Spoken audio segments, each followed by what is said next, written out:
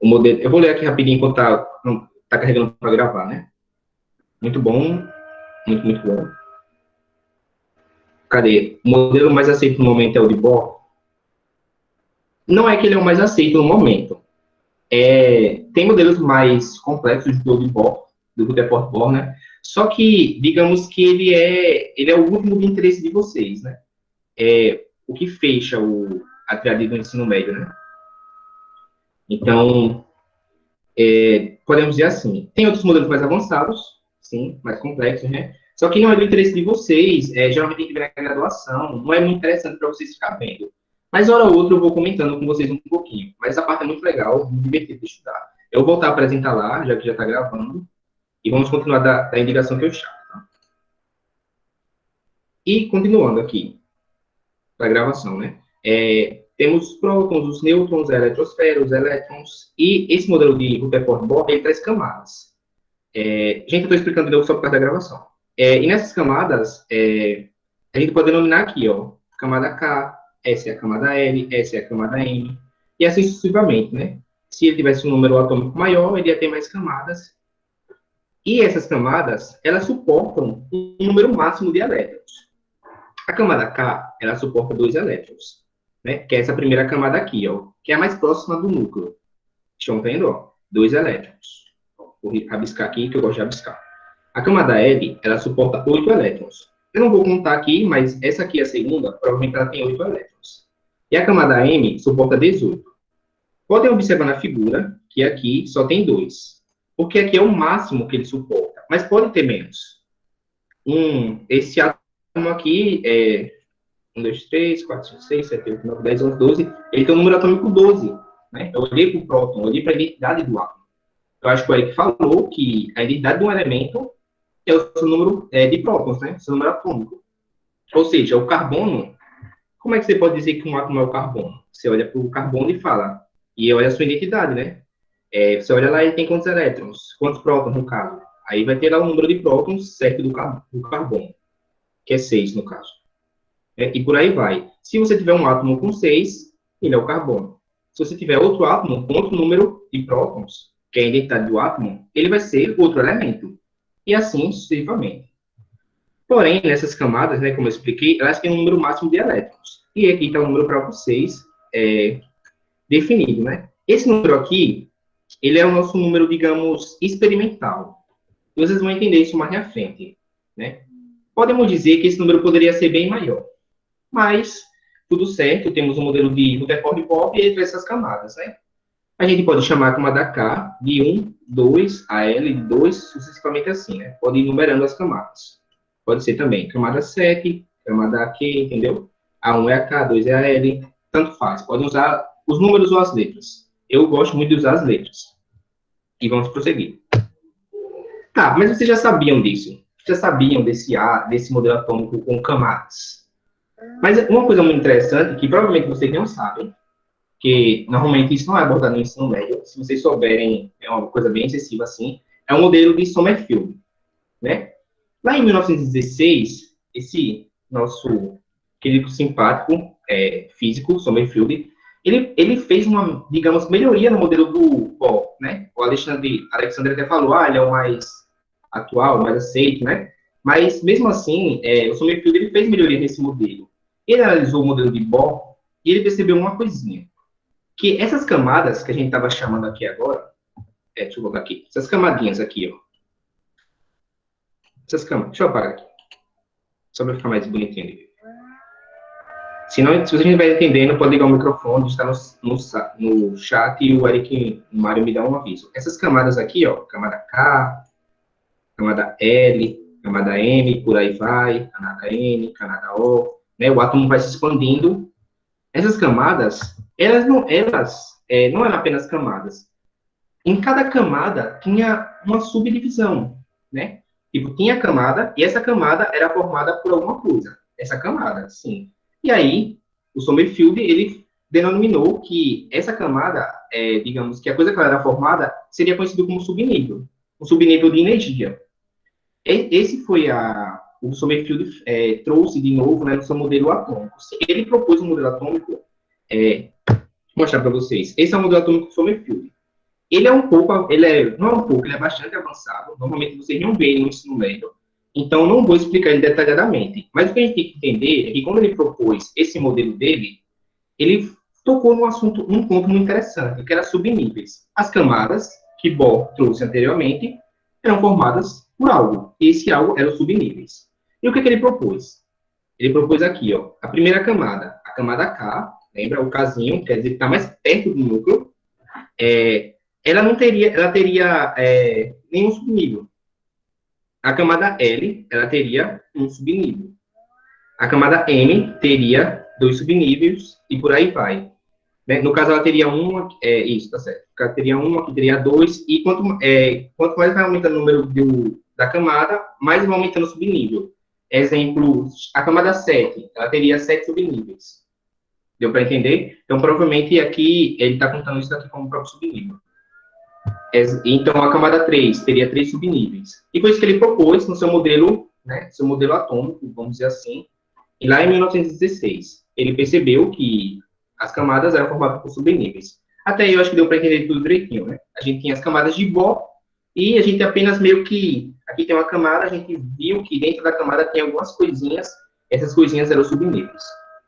Tudo certinho. Isso foi o que ele propôs. Ele propôs, podem prestar atenção, que esses subníveis, eles teriam um formato de elipse, basicamente, né? Seriam bem elípticos, se é que eu posso falar assim.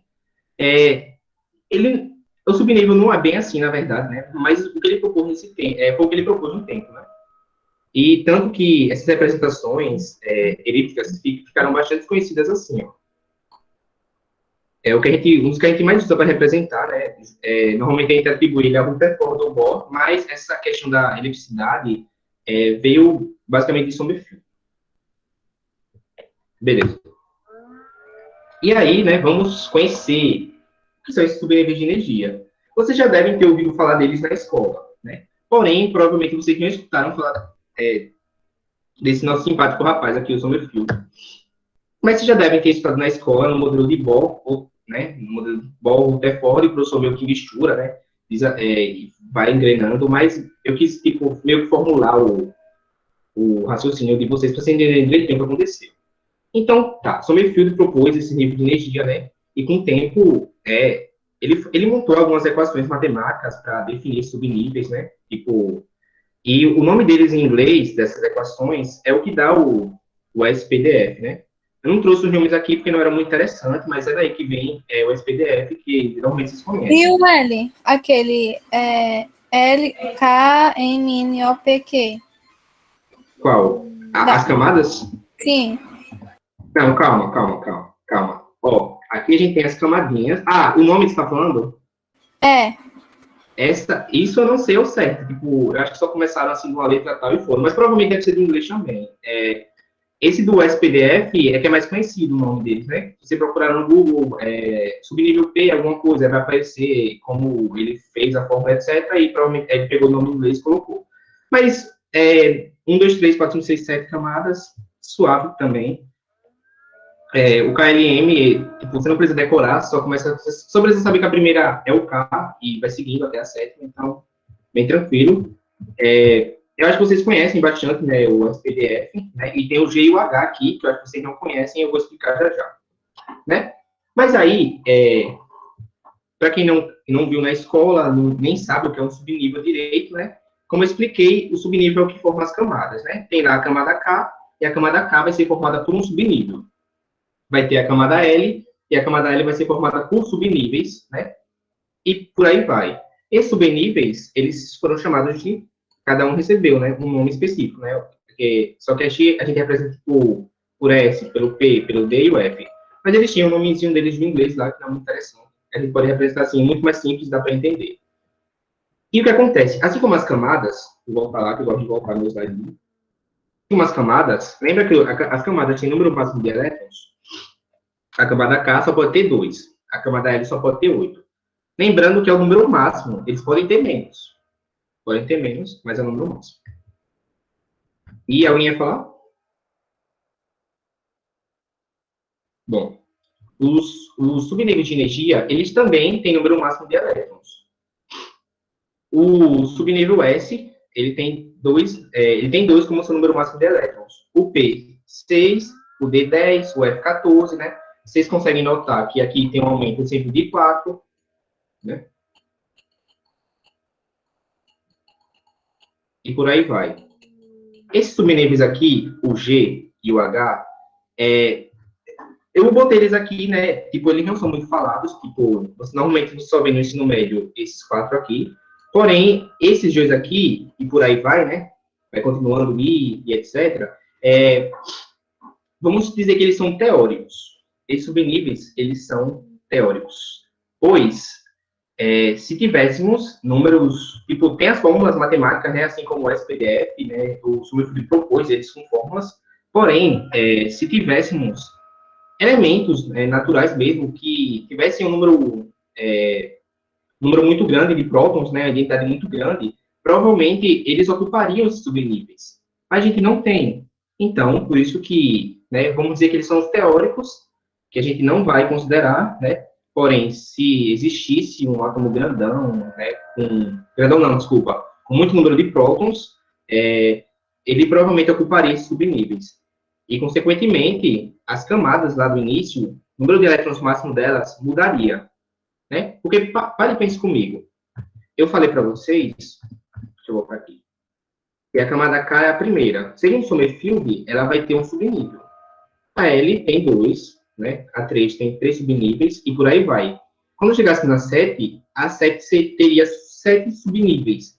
E cada subnível ia poder guardar o número de elétrons. Então, a última camada sétima, ela não ia ter o máximo 2 elétrons. Ela ia ter um número muito grande mesmo. Mas, isso na teoria, né? Porque na prática, os nossos elementos, né? Eles não conseguem ocupar todo esse espaço. Então, esses são os que a gente usa, basicamente. Tudo certo? E, então, temos o número máximo deles, né? O S comporta 2, o P6, o D10, o F14. E aí, né, se for para ajudar na memorização de vocês, né, que é bem simples, vocês lembram que o S consegue aguentar 2, né, e vai aumentando de 4 em 4. Até nos teóricos isso segue. Trouxe mais de curiosidade, né, caso vocês vejam em algum livro de química inorgânica, um subnível G, um subnível H, ou camada 9S, né, ou 8S, por aí, é basicamente isso, né, tipo, na teoria. Que, quem sabe, um dia pode ser real, né, tipo, a química mesmo, ela sempre está evoluindo, quem sabe a gente não cria novos elementos sintéticos que comportem muitos prótons, que tem um grande número atômico, então, a gente nunca sabe. Mas, por enquanto, vamos focar no sem pão da fome, né? Pode falar, Marta. O Rafael perguntou se cada camada não suporta. Peraí, eu ler. Ele perguntou assim, ó. No caso, cada camada não pode ter mais elétrons do que o número que ela suporta, né? Por exemplo, a camada K não pode ter mais que 2, foi a pergunta dele. Isso. Ela não pode ter mais que 2. Normalmente, quando a gente tem aquele salto lá, né, de Bohr, que você está, tipo, o elétron ganha energia, né, ele salta, libera energia, normalmente ele salta para um lugar que tem espaço, né? Ele não salta, tipo assim, para uma coisa que está muito cheia. Porque se estiver muito cheio na camada, e ele for tentar entrar ali no máximo, provavelmente ele não vai conseguir, porque ele vai ter a força de repulsão. Então, normalmente, a gente não tem o máximo, a gente pode ter menos. Pode ficar meio preenchido, parcialmente preenchido, mas normalmente nunca assim, sabe? Tipo, entrar em colapso a estrutura do átomo. Mais Isso alguma foi até a dúvida? pergunta da Alane, né? Ela perguntou se pode ficar sem nenhum elétron na camada. Pode. E a gente vai ver... Eu não coloquei no slide, mas grave essa pergunta e eu vou mostrar como pode. Vou mostrar tipo, nos próximos exemplos. Vou mostrar como pode. Já vocês vão descobrir, mas pode sim. Tem um que é muito famosinho, que basicamente não tem nenhum elétron. Beleza. Sim. E aqui, essa imagem aqui, sim, ele propôs isso, né? Tipo, os elétrons se distribuem pela esfera, ocupando o subnível de menor energia disponível. Ou seja, quando a gente vai fazer a distribuição mais à frente, né? Vai já chegar lá, a gente não pode começar a atacar os elétrons aqui no D. Tipo, tem 2 elétrons, então provavelmente eles estão no D. A gente vai começar do S. Se tem 2 elétrons, provavelmente eles vão estar no S. Eles vão estar no mais interno, né? No K. Né? A gente não pode, tipo, estar atacando assim aleatoriamente, sabe? Provavelmente, quando a gente vai distribuir esses elétrons nesses subníveis, eles vão começar sempre pelo subnível mais, vamos dizer, menos energético. Menos energético. Isso. E aqui, né, a gente tem essa uma representaçãozinha. Eu vou explicar já, tipo, aqui direitinho. E aqui a gente tem nossa primeira camada, que seria a camada K, né? Em tese, assim, né? Tipo, essa imagem é mais, tipo, digamos, representativa, sabe? E aqui a gente teria a nossa camada K com um subnível. Tá vendo? A camada K aqui, e dentro da camada tem um subnívelzinho de energia ali, né? No caso dessa imagem, ele está, tipo, representando os orbitais em si. Mas eu peguei porque ela é muito explicativa. Vocês não sabem o que é orbitais, pelo que eu dei uma olhada na aula do Eric, mas digamos que os orbitais preenchem os subníveis, entendeu? Tipo, as camadas têm subníveis e os orbitais preenchem subníveis. Mas vocês não precisam saber o que é isso. Aqui é mais para representar. Tipo, aqui é a camada K, aqui é a segunda camada, a L. Já tem o quê? 2 subníveis, o 2S e o 2P. Aqui é a camada M, né? Por aí vai. Aqui tem 3 subníveis, aí continua, tem 4 subníveis, 5 subníveis, vai formando, né? Aqui não está teórico, né? Aqui está tipo, o que a gente conhece, né? Os nossos elementos. E vocês podem ver, né, que tem que é bem preenchidozinho. E vocês vão entender como isso ocorre, né? Como esses subníveis preenchem as camadas, né? Que eu acho que esse é o tema central da aula de hoje, né? Distribuição eletrônica, e vocês vão entender melhor. Eu espero que até aqui esteja tudo certo. Eu vou meio que voltando, assim, sempre para quem não pegou ainda pegar, né? Todo mundo tem seu ritmo, mas é isso. Então, nessa imagem bem representativa, vocês podem ver que uma camadazinha tem um subnívelzinho. Outra camada tem 2 subníveis e por aí vai. Se fosse teoricamente, aqui teria 3, aqui teria 4, mas estamos seguindo o que a gente conhece. Beleza? Todo mundo conseguiu entender, né, que está só representando os subníveis na camada. Ok. Agora, vamos para o famosíssimo diagrama de Linus-Pauling. Deixa eu ver a hora aqui, tudo certinho. Tudo nos conformes. Esse diagrama de Linus-Pauling, rapidinho, gente. Esse diagrama de Linus-Pauling, vocês veem muito no ensino médio. Provavelmente, qualquer pessoa que passou do 9º ano, do 1º ano, já viu esse diagrama, né, que eu vou mostrar já, calma. Vocês não estão vendo nem o diagrama, mas é proposital. Esse diagrama, né, que conhecido aqui popularmente como de Linus-Pauling, porém, tem toda uma tretinha que não foi ele que propôs, né, e nem não foi ele, foi outra pessoa, mas aqui no Brasil ele é conhecido como diagrama de Linus-Pauling, e vamos chamar ele assim, ou diagrama de distribuição eletrônica, ou diagrama de Linus-Pauling. Porque se ele é conhecido assim, não vai sentido ficar usando outras nomenclaturas com vocês, que talvez só deixem vocês confusos. Mas, esse diagrama ele é muito interessante, porque a gente até agora, né, na aula de hoje, a gente estudou 2 coisas específicas, camadas e subníveis. Subníveis formam camadas. E que tal se tivesse algo que relacionasse isso, né? Se subníveis formam as camadas, e tem camadas no átomo, e tem elétrons, que os elétrons são as camadas, então os elétrons provavelmente estão nos subníveis, já que os subníveis formam camadas. Então, né, esse diagrama propõe tudo isso, junta tudo isso, mescla. Ele é um facilitador de vidas, né? Basicamente, quando a gente está no ensino médio, no superior também, né, é muito importante conhecer esse diagrama, porque vamos dizer que ele é uma coisa que é a base mesmo da química. Os próximos assuntos, tabela periódica, ligações químicas, e etc., tudo isso, né, propriedades, etc., tudo vai ser né, vai ser importante saber o diagrama de Linus-Pauling. Eu não vou dizer que é por causa do diagrama que não é, né, porque o diagrama representa o que ocorre, mas é importante saber o diagrama de Linus-Pauling, porque a gente vai precisar bastante nas próximas aulas. E agora eu vou montar o diagrama, eu vou voltar rapidamente. Eu quero que vocês notem uma coisinha aqui, ó. Vou voltar aqui. Quero que vocês prestem atenção no número de elétrons que tem em cada camada. A camada K, né, já tem 2 elétrons. A camada L ela suporta o máximo de 2, ela suporta o máximo de 8, 18, por aí vai. Prestem atenção nesse número, fixem bem. Quem quiser dar uma anotadinha aí só para me ajudar depois, pode anotar, à vontade. E agora vamos olhar os subníveis. Devia ter colocado uma coisa que voltasse mais rápido. Eu botei esse efeito que eu achei que seria legal, mas na prática não é tão legal assim. E agora, bora observar. A primeira camada lá, eu quero que vocês também olhem o número máximo dos subníveis, tá? Não precisa olhar esse aqui, só o SPDF, né? Sem pão dá fome. Que o pessoal gosta de usar essa frase para decorar. Olha o número máximo deles. Tudo certinho, adicionar mais 4, etc. E vamos lá. A primeira camada lá que vocês viram, ele tinha a camada K, né? Ela comportava o quê? 2 elétrons, né? Alguém vai confirmando aí para mim. Ela comportava 2 elétrons. Então, se ela comporta 2 elétrons, ela não pode ter um subnível P.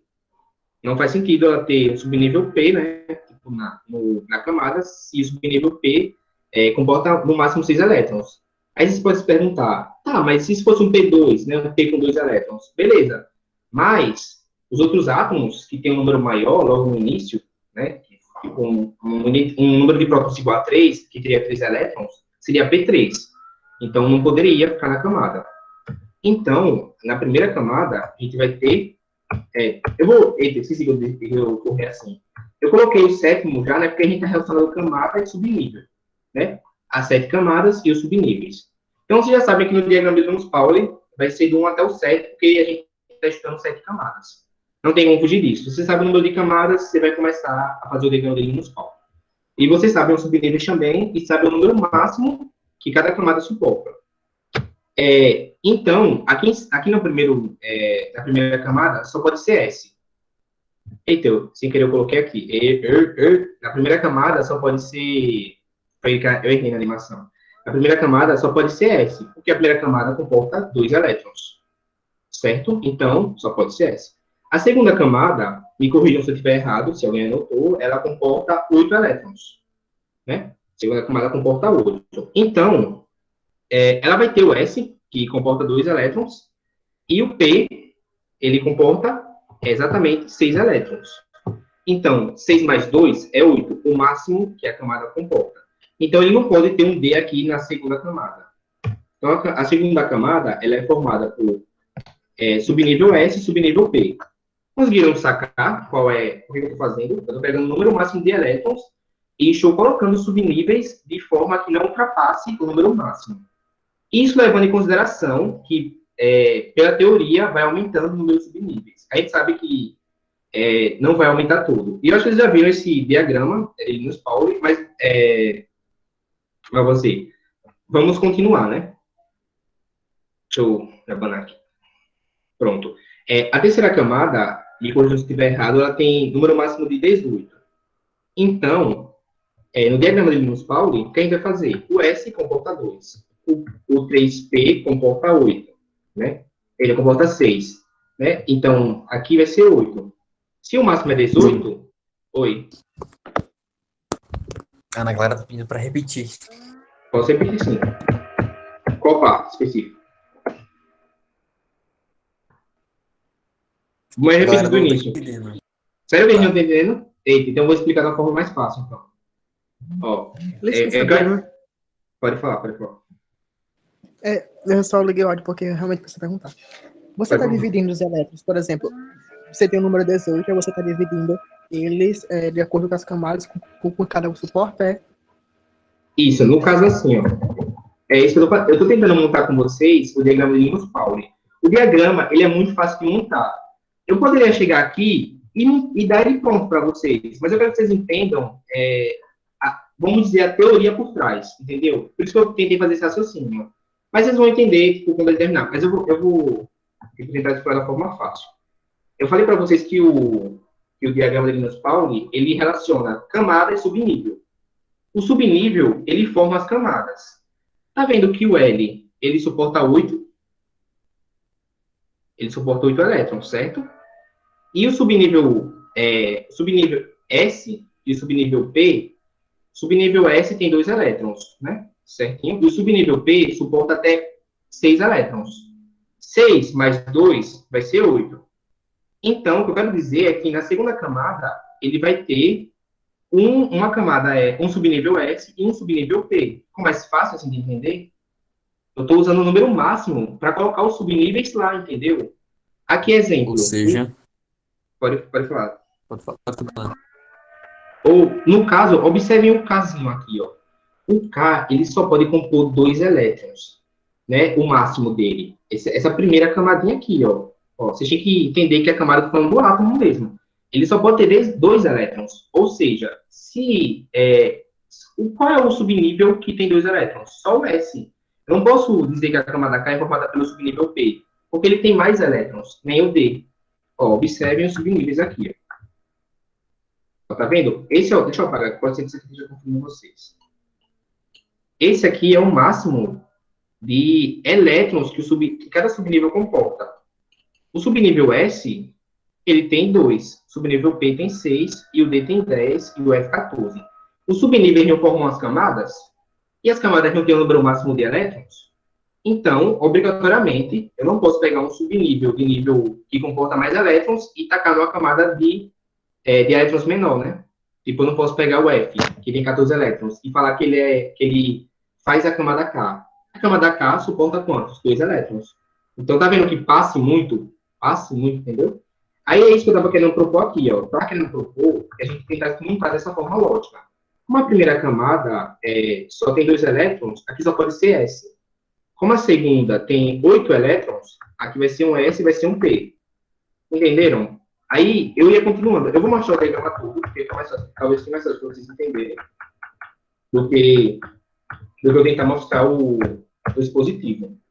Esse é o diagrama de Linus Pauling, digamos, sem ser o teórico mesmo, né? Porque o teórico aqui ia se estendendo bastante, né? Ia vir um G aqui, que ia vir G, H, se fosse daquela forma, mas esse é o que acontece mesmo. Esse é o nosso diagrama real, né? Aqui tem a foto, né? Ficou mais bonitinho. E aqui está o diagrama de Linus Pauling. Deixa eu botar a canetinha aqui. Opa, spoilers. Ó, Acho que fica melhor do final pro. como o Mário. Pode falar. É que eu não entendi o que você falou. Falando assim, acho que seria.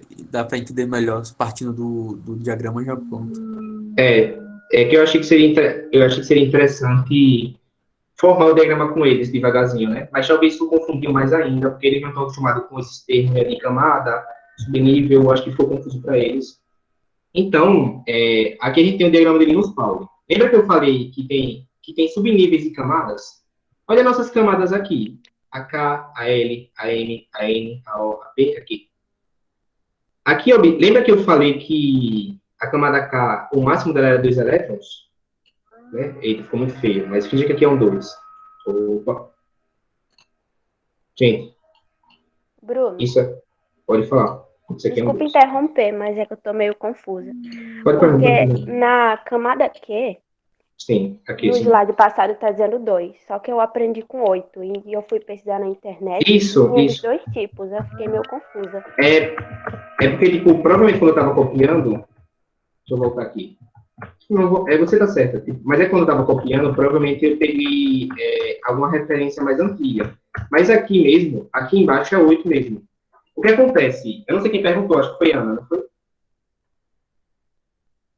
Enfim, o que acontece é que como eu falei, né, tem a parte teórica. E provavelmente essas imagens mais antigas, né, que coloca aqui como 2, como eu coloquei lá no início, né, que eu esqueci de colocar o 7P, mas essa aqui é a que a gente usa mesmo, essa imagenzinha aqui. Né? Tanto que eu até desenhei ela assim, que é o costume que eu tenho já de fazer ela. Acho que foi um descuido meu ali atrás. Normalmente, naquele tempo que foi proposto, provavelmente não tinha um elemento, digamos, com um número atômico tão grande. Aí provavelmente chegava aqui no 610 e parava. Aí isso aqui não existia. Entendeu? Tipo, não existia no tempo. Digamos, não existia. Tipo, eles não sabiam que existia átomos que tivessem um número atômico bem grande para preencher essa camada, esse subnível. Aí, por isso que quando você pesquisa, né, pode aparecer sem essa partezinha aqui, pode aparecer faltando algum aqui, entendeu? Mas esse diagrama aqui que eu coloquei aqui, esse é o ideal mesmo. Acho que foi um erro meu no slide lá do início, né? Deixa eu voltar rapidão. Cadê? Acho que fui eu que errei mesmo. Foi, eu coloquei 2 aqui, mas você tá certíssima, vai de 8 mesmo. Acho que eu coloquei, quando eu estava olhando, acho que eu escrevi baseado no antigo mesmo, mas realmente pode ser 8 mesmo. É porque, tipo, quando a gente faz, se for um elemento, eita, spoiler, se for um elemento muito pequeno, ele não vai chegar basicamente aqui, sabe? Se for um elemento com um número atômico baixo. Então, alguns realmente excluem essa parte aqui, mas ela existe mesmo, esse é o correto. Esse é o correto mesmo, de fato. Que bom que você se atentou a isso, porque eu só ia perceber que eu coloquei ali no slide 2 bem depois. Né? Porque tem alguns livros que trazem sem o SPC, né, sem essa parte aqui, e tem alguns que colocam, e eu sempre coloco, porque a gente conhece já elementos que preenchem mesmo. E agora, eu vou explicar o diagrama com ele já pronto aqui. Opa, cadê Eu tenho uma dúvida. aqui mesmo. Pode falar, pode contar. Nesse que tu disse que estava errado, eu estava vendo aqui na tabela da internet e estava dizendo que o Q também é de número 2 aqui. Não, mas tipo, não é que tá errado. É porque, tipo, provavelmente quando eles estavam estudando, não tinha um elemento que chegasse até aqui. E, tipo, como eu não falei para vocês que tinha uns teóricos que ficam aqui, se existisse um átomo com um número atômico muito grande, provavelmente teria um G aqui, um subnível G, entendeu? Mas não tem. Se não tem, não precisa colocar. Então, provavelmente, deixa eu só apagar. Provavelmente, as pessoas não colocam aqui porque normalmente os elementos, né, normalmente não chegam, mas provavelmente algum sintético acabou chegando nessa configuração e a gente coloca aqui, entendeu? Mas, tipo, tanto tirando o SP6 como colocando ele, não vai mudar muita coisa, porque normalmente as pessoas não fazem uma distribuição tão gigante assim, mas, por viés das dúvidas, eu sempre coloco, acho que como ali, eu sempre coloco ele aqui mesmo, o SP6. Tanto que quando eu estudava isso, eu gostava de imaginar uma escadinha reversa. Né? Mas isso é coisa minha mesmo. Tipo, não façam isso. Volta a canetinha. Nossa, peraí. Pronto. Eu, quando estava no ensino médio, eu gostava de imaginar uma escada, tipo 1 degrau, 2 degraus, 3 degraus, 4 degraus. Você aperta o quarto, volta o terceiro, volta o segundo. Não façam isso, não ficam decorando assim. Mas era o que eu fazia no ensino médio, né? Porque eu não entendia bem o diagrama. Mas agora, aqui, esse é o diagrama de Linus Pauling, e eu vou tentar explicar ele melhor. Lembra que a gente tem camadas e subníveis? Você já deve ter entendido pelo menos isso, que os subníveis formam as camadas, né? Esse diagrama, ele meio que mostra isso. Está aqui visível para você ver. Olha a camada K. Ela é formada por um subnível S. Né? Aqui, esse 1 aqui, está só representando que ele está na primeira camada, que é a camada K. Coloquei aqui do lado, mais simples de ver, né? Eu peguei essa imagem pronta, no caso, mas eu queria que tivesse aqui do lado, para vocês associarem, né? Lembra que eu falei que a camada pode ser os números de 1 até 7, ou as letras? Né? Então, aqui tem os números, né? Aqui a gente já usa no diagrama os números mesmo. Porque, se você olhar esse subnível aqui, ó, vamos supor, você olhou, tá vendo esse 2? Significa o quê? Que é a segunda camada, a camada L. Aqui é o subnível S, e aqui ele comporta 2 elétrons. E é isso que está representando. Olhem bem aqui, ó, a camada L, né, do átomo em si, ela comporta 8 elétrons. Ou seja, olha a soma disso aqui, ó, 6 elétrons no subnível P. E aqui no subnível S temos 2 elétrons. Então, isso aqui vai dar 8. 8 elétrons na camada L, que é o máximo que ela comporta. Então, você sabendo o máximo que ela comporta, você meio que pode deduzir quais subníveis vão estar ali dentro, sabe? Tipo, você sabe que os subníveis formam as camadas. Eu disse para você já no início. E aqui esse diagrama mostra quais subníveis formam as camadas, tá vendo? Ó? Na camada M, esses são os subníveis que formam a camada M, né? Tanto que tem um 3 para representar, né? O 3 é o M. Lá no início eu falei, né? O 3 representa o M. A camada M, ela é representada por todos esses subníveis. A camada O, por todos esses subníveis. A camada P, por todos esses subníveis. E a camada Q, por todos esses subníveis. Se tivesse um átomo que tivesse um número de prótons muito grande, então a camada O seria formada por mais alguma coisa aqui do lado, sabe? Então, esse diagrama de Linus Pauling, que é muito conhecido, É isso que ele traz. Ele mostra para vocês o número de os subníveis nas camadas, sabe? Tipo, a camada L, quais são os subníveis dela? Tipo, aí você vê aqui, é o S e o P, sabe? Então, é basicamente isso. Esse é o diagrama. Eu estava aqui tentando mostrar para vocês como montar, mas vocês podem ver ele pronto e se acostumar com ele, ou usar ele do lado assim. Fica uma escolha de vocês, né? Eu sei montar ele porque quando eu fiz tipo, lá no ensino médio, os professores cobravam muito isso, saber montar o diagrama, e eu aprendi a montar ele, mas você usa tanto o diagrama de Linus Pauling, quando você está fazendo os exercícios, os exemplos, que você vai meio que decorando algumas sequências, né? Então, esse é o nosso diagrama, né? Aqui tem a camada K e tem os subníveis, né? Camada L e seus subníveis. Aqui mostra os subníveis. Tá vendo o númerozinho? Lembre-se. O número na frente indica o número da camada que tá, né? Tá na quarta camada. A letra do meio é o subnível. Subnível S, subnível P, subnível D, subnível E, entre D e o F. E o número de cima é o número de elétrons máximos que subníveis comportam. Ou seja, eu não falei que o subnível do S comporta 2, então tem 2 em cima. Eu não falei que o P comportava o máximo de 6, tem 6 em cima. Beleza. Então, esse é o diagrama de Linus Pauling, né? Ele visivelmente está aqui para vocês verem. Bruno. Ele visivelmente está aqui para vocês verem. Muito engraçado. Sim, pode falar. O Mel perguntando se no vestibular esse diagrama ele é fornecido ou ele tem que ser deduzido. Isso. Boa pergunta, Melk. Normalmente, eu estava olhando as questões, né? Tem algumas questões que dão diagrama, mas poucas de vestibular vão dar o diagrama. Tipo, é mais fácil eles darem outra coisa que vai ajudar vocês, né? Ou eles dão o número de prótons e vocês deduzem, que eu vou mostrar para vocês como faz, ou eles dão a distribuição eletrônica, né? A distribuição eletrônica, para a gente fazer ela, a gente usa o diagrama. Mas se eles der a distribuição eletrônica, você não precisa do diagrama. Então, normalmente eles não dão, mas eu procurando, eu vi algumas questões antigas que eles davam um diagrama. Mas eu acho muito difícil o Enem dar o diagrama inteiro, sabe, na questão. Mas se vocês comentarem sobre a distribuição. É uma boa pergunta, Melk. Então, com diagramas em mãos, mas sobre essa questão de decorar o diagrama, não é importante. Mas é bom você, pelo menos, tipo, saber montar pela lógica, sabe? Como eu tentei fazer naquele início. É interessante. Mas se você também quiser só decorar, como eu fazia no ensino médio, né? Que eu não entendia direito, aí eu fazia, aqui é um degrau, aqui é 2 degraus, aqui é 3 degraus, aqui é 4 degraus. Então, se aqui é um degrau, só pode ser o F. O S. Se aqui é 2 degraus, é o SP. Sabe, eu ficava fazendo coisas para decorar o diagrama. Fica a critério de vocês, eu não recomendo, não acho legal ficar decorando assim as coisas. Mas, pode decorar também, se quiser, fica à vontade. Só que o importante do diagrama é que ele une as camadas e os subníveis, né? Então, beleza, ele faz isso. Mas para que eu vou querer saber isso, né? Para quê? Aí que tá, ele mostra como é que os elétrons se distribuem no átomo. E aí que a gente tem a nossa famosa distribuição eletrônica, que eu vou mostrar para vocês como faz.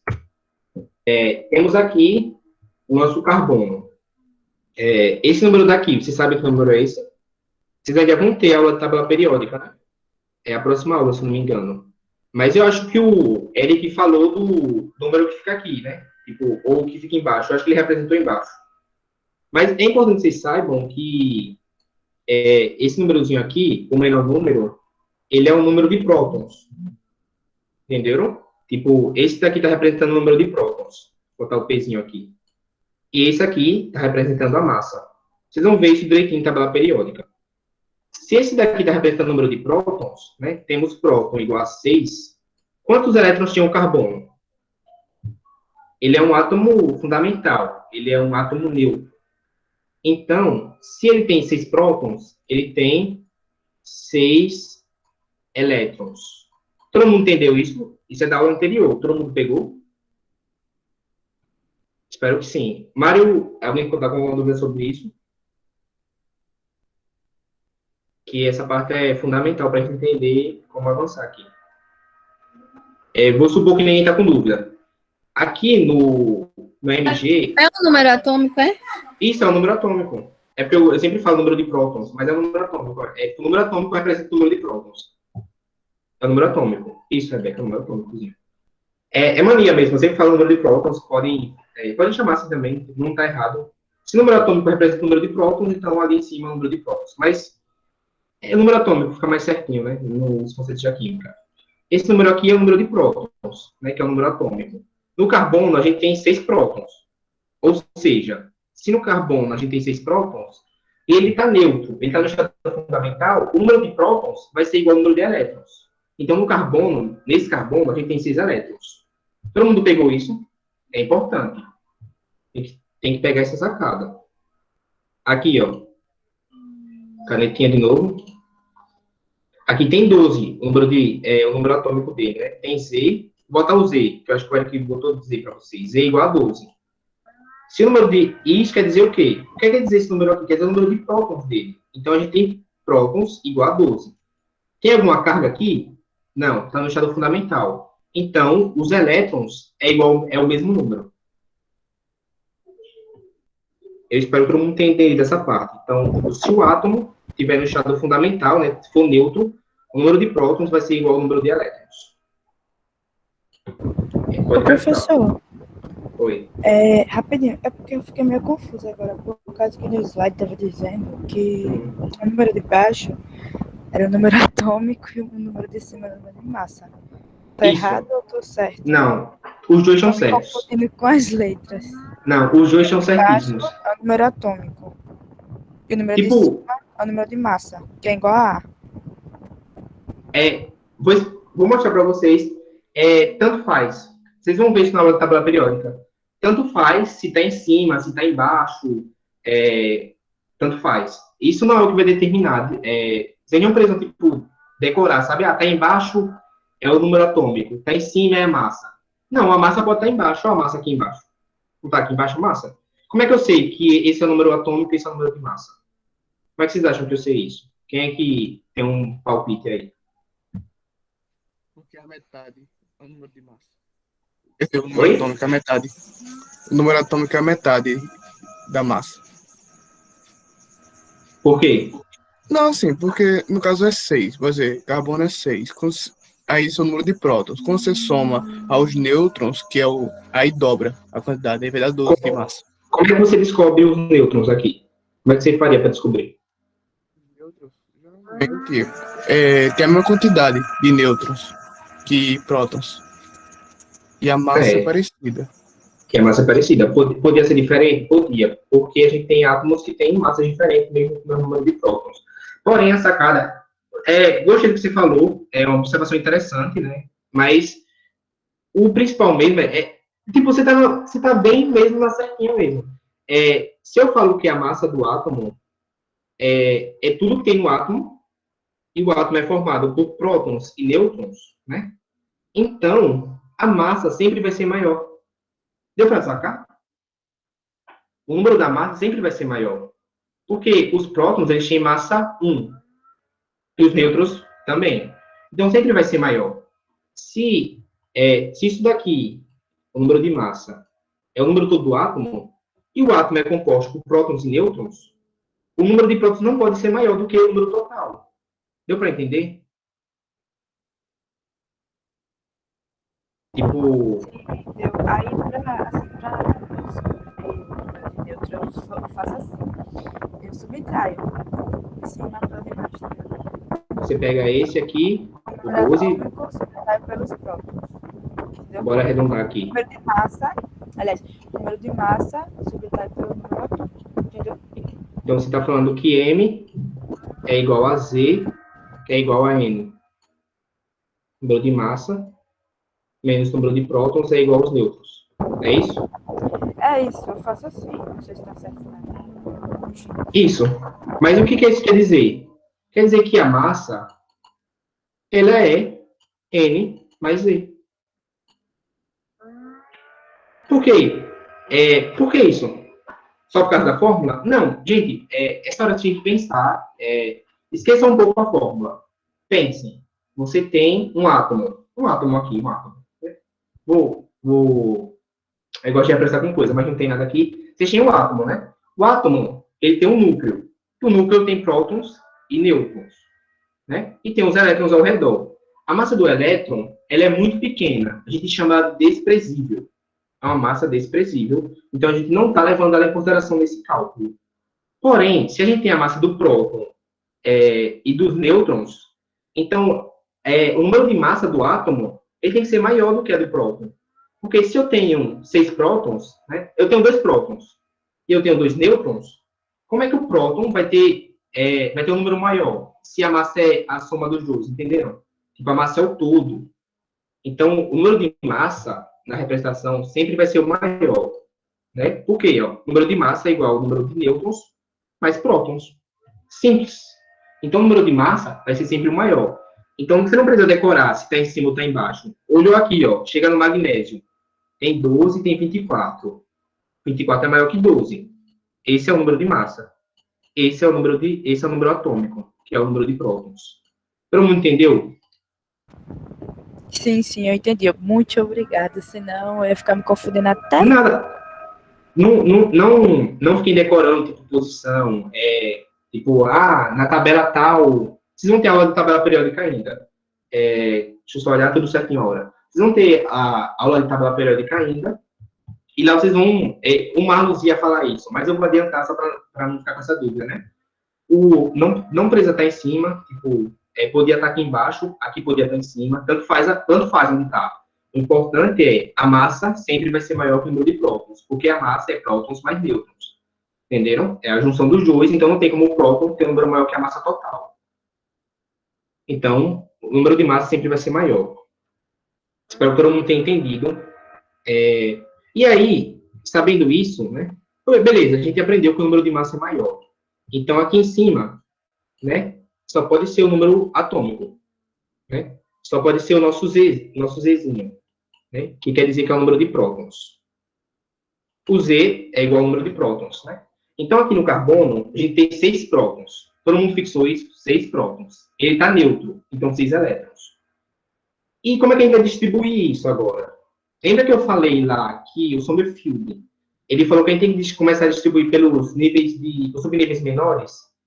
O diagrama de Linus-Pauling já está com essas setinhas aqui, tá? Mas normalmente não tem essa setinha. Essa setinha é indicando como a gente vai seguir no diagrama. Presta atenção comigo. Tem 6 elétrons, né? Bora fingir que isso aqui são elétrons. Todo mundo vai ter que fingir agora, usar a sua liberdade artística. Todo mundo imagina aqui os elétrons orbitando. Esses são 6 elétrons do carbono. E como é que a gente vai distribuir eles?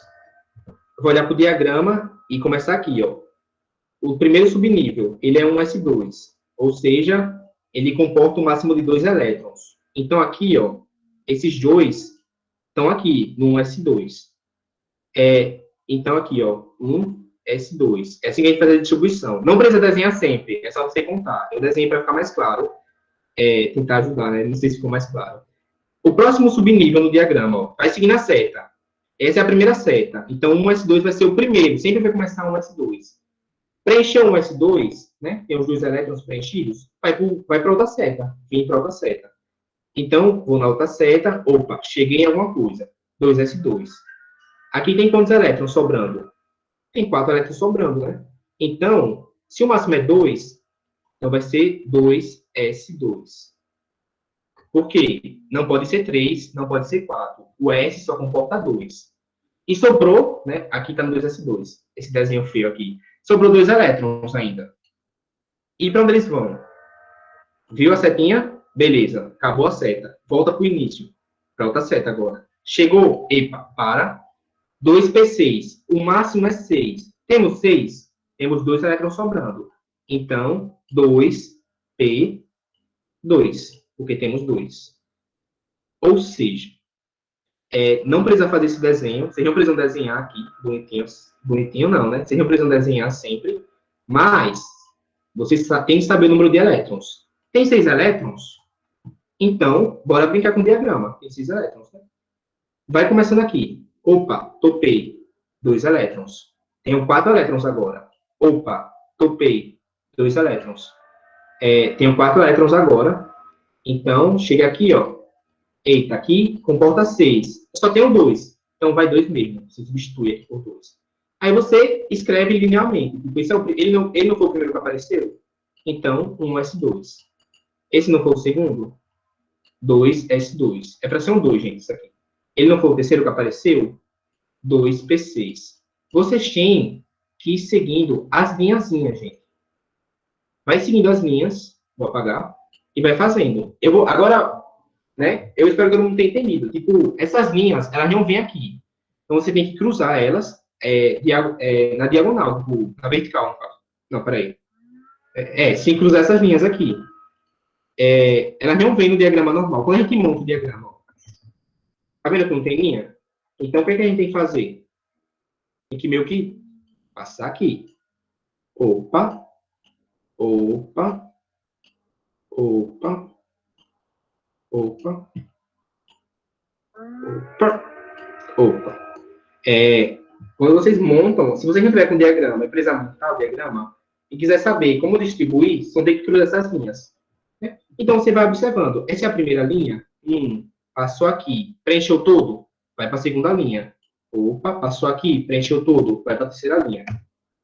Eita, eu esqueci que ficava aqui. A gente fez com carbono. Vou fazer o outro. Porque quem não entendeu, a gente vai passando aqui, ó. Eu vou explicar, ó. O carbono, ele tem 6 elétrons, porque ele tem 6 prótons. Né? Todo mundo entendeu que aqui é o número de prótons, porque é o menor número. Então, ele tem 6 elétrons. Chegou aqui, um S2. Beleza. 2S2, 2P2. Tenta somar aqui em cima. 2 mais 2, 4, mais 2, 6. 6. Tudo certo. Então, a gente pegou esses 6 elétrons e distribuiu pelo diagrama de Linus-Pauling. Podia começar aqui, no final? Eita, vou colocar aqui, ó, no F14. Não. Por quê? Sommerfeld falou o quê?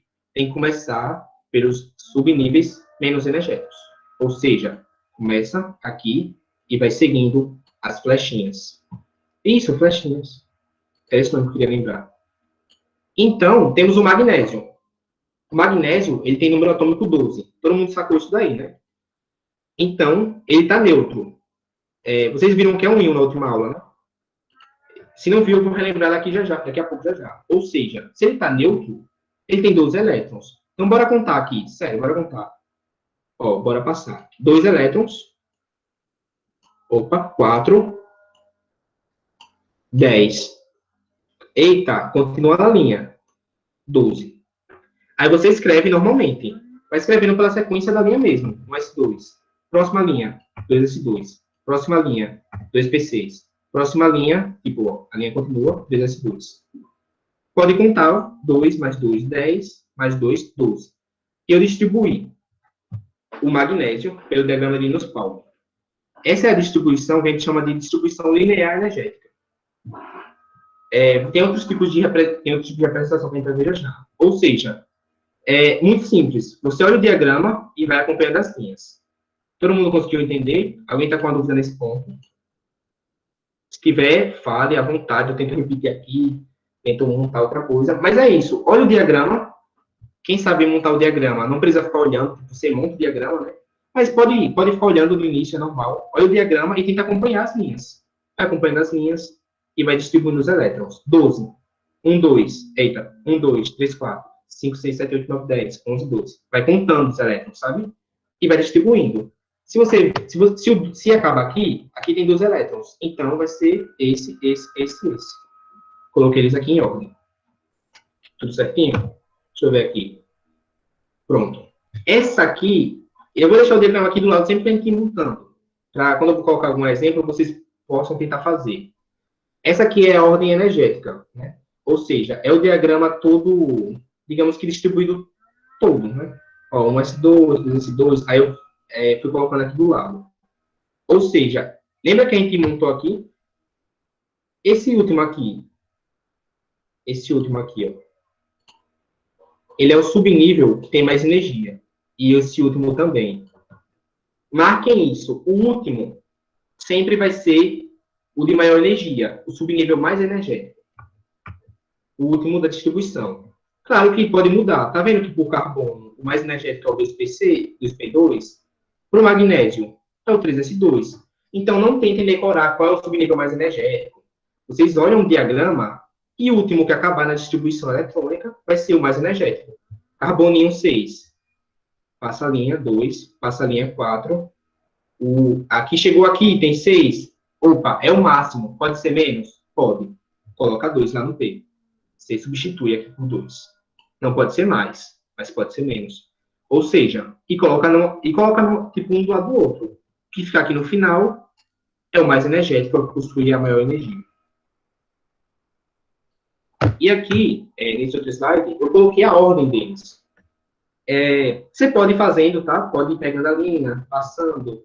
Vai ser esse, depois esse. Pode ir fazendo isso manualmente, mas como eu ia ter que digitar tudo, eu peguei logo uma imagem que já tinha tudo aqui. Ou seja, bora supor, opa, spoiler de novo. Bora supor que existe, né? Bora supor que tem um átomo que tem esse número de elétrons todinho. E a distribuição eletrônica dele é essa todinha aqui. Toda essa distribuição. Todinha mesmo, vai até o final.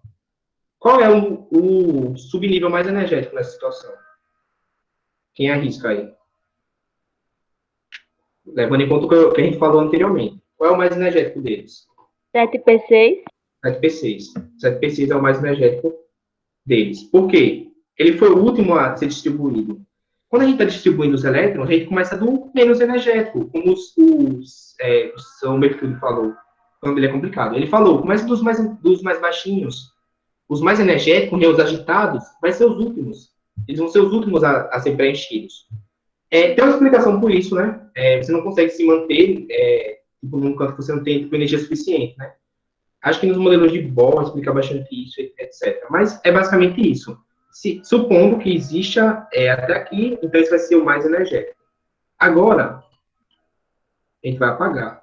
Bora supor, estamos supondo aqui, que eu distribuí até aqui, ó. Até aqui. Eu distribuí, foi 1s2, 2s2, 2p6, 3s2. E aqui, acabou aqui o meu átomo, né? Ele não tem um resto, assim. Ele não está preenchido.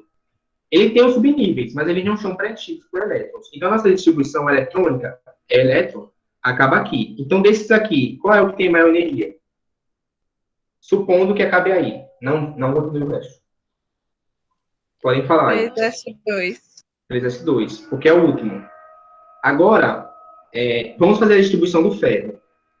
A distribuição do ferro tem 26, né?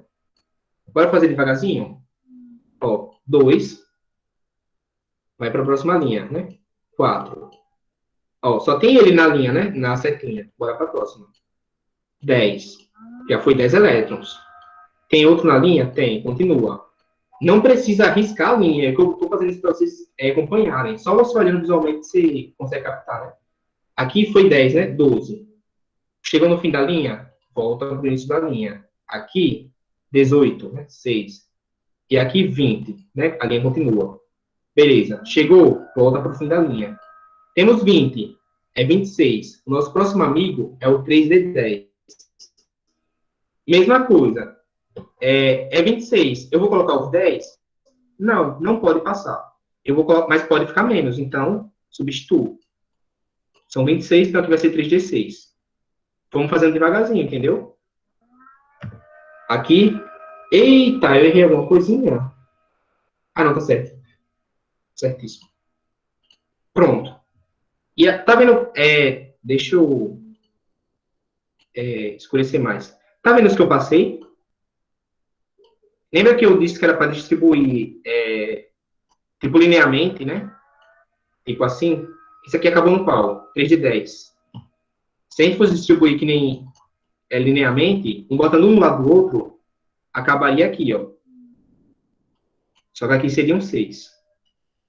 Só que você também pode, quando estiver distribuindo, organizar assim, como o diagrama mesmo. Porque você já não está montando um diagrama. Quando a pessoa monta um diagrama, para usar, deixa eu voltar. Normalmente a pessoa não coloca os elétrons. Eu não gosto. Por quê? Porque eu vou preenchendo quando eu estou fazendo. Aí eu vou preenchendo e já vejo qual que tem da distribuição. Aí por isso você pode também colocar assim, ficar ao seu critério. Ou faz assim, né? Botar um do lado do outro, ou deixa como se fosse um diagrama, tipo um diagrama completo. Aqui é um pouco mais difícil de ver. né? Agora, qual é o mais energético aqui? Nesse caso do ferro. O 3D6. 3d6. Bruno, Porque... Pode perguntar. esse do ferro não devia ser o último 3D8? Bora contar de novo. Vai que eu me enganei. Não tava contando. Bora contar. Às vezes a gente engana também. Pode ser uma coisa que a gente Porque conhece antes. a camada dele vai até 10. Isso. Então, o 6 com 2 de baixo podia ser o 8 no D. Será? Bora ver. Bora fazer devagarzinho. Ó, primeira camada. 2 elétrons. Vocês estão contando comigo. Bora para a segunda. 4. Chega na terceira. 10. Continua. 12. Volta para cá. 6 mais 2, 8, né? Então 18. Continua. Chegou aqui, 20. Temos 20 até aqui. Continua. Não tem mais nada. Então volta para cá. Opa, estamos chegando. Até aqui, temos 20. É 26. Então aqui, tem que ser 6. Não pode ser 8, porque se for 8, estoura. Passa o número. Deu para entender? Deu para entender, guys? Sim, sim. Então, no caso, ele não pode ultrapassar, mas se for menor que ele, a gente usa. Usa. Pode colocar. Se for menor, coloca, só substitui o número. É 10 aqui. Aqui está representando o máximo. Mas pode ser menos. Olha aqui, bonitinho, vocês. E aí, quem foi que me respondeu que era 3d6 aqui, o mais energético? É realmente. Tá vendo? Ó? Finge que aqui é o 6. Ele é o último, então ele é o mais energético. Porém, agora vamos falar de um novo termo. Vocês sabem dizer qual é o mais energético de boa já. Agora eu quero que vocês me falem qual é o mais externo. O mais afastado do núcleo. O mais afastado do núcleo, a gente chama de camada de valência. Que é a camada, né, tá no nome, mais afastada do núcleo. Qual desses vocês acham que é a camada mais afastada? Podem pensar, falar. Pode ligar o chat, se quiser. O microfone. Como? S. S o quê? Um S? Um S2? Um S2. Um S2. Lembrando que a camada de valência, vamos definir. Camada de valência é a camada mais afastada do núcleo. É a mais externa. Se vocês lembrarem lá no primeiro, a camada K é a primeira. Então, o que quer dizer? Se aqui é o núcleo está aqui, bem próximo. A camada 2 está aqui. A camada 3 aqui. Então, não tem como a 1s2 ser a mais externa. Ela é a mais interna. Agora, externa é outra. Vão pensando. 4S2. 4s2. Ou seja, o nosso 4s2 é a nossa camada de valência. Ou seja, a última camada, basicamente. Conhecido como camada de valência. Lembra que esse númerozinho representa a camada? Né? Que é a camada 4. Que é a camada N, no caso. Lembra que representa a camada? Se aqui é 4 e aqui é 3, aqui temos a camada 1, aqui é a 2, aqui é a 3, a 4 obrigatoriamente vai estar mais longe do núcleo. Não tem como ser nenhum desses além da 4. No caso do ferro, todo elemento tem sua própria camada de valência. Bora ver se vocês entenderam. Bora para o carbono, está distribuído aqui. Qual é a camada de valência do carbono? É a mais afastada do núcleo. Podem falar. Bruno. 3S2. Pode falar, Mário. Rapidinho, tá? Pessoal, lembrando que o formulário para assinar a frequência já foi disponibilizado no chat, tá? Então, vamos para o carbono. Eu vi alguém respondeu, mas vamos para o carbono primeiro. Essa distribuição aqui. Qual é a camada de valência? Qual é a que é a mais afastada do núcleo? Assim, linearmente, talvez fique um pouco difícil de ver, né? Ali estava... Né? 2P2. 2P2? Então... Agora aqui vocês têm que tomar cuidado, muito cuidado. De fato, Mas lembra que a gente está falando de camada? Então, a camada de valência é os dois. Lembra? Subníveis não formam camada? Não é? Não falei para vocês? As camadas são formadas por subníveis. Então, ó, a camada L, tá vendo? Ela é formada por esses dois, certinho?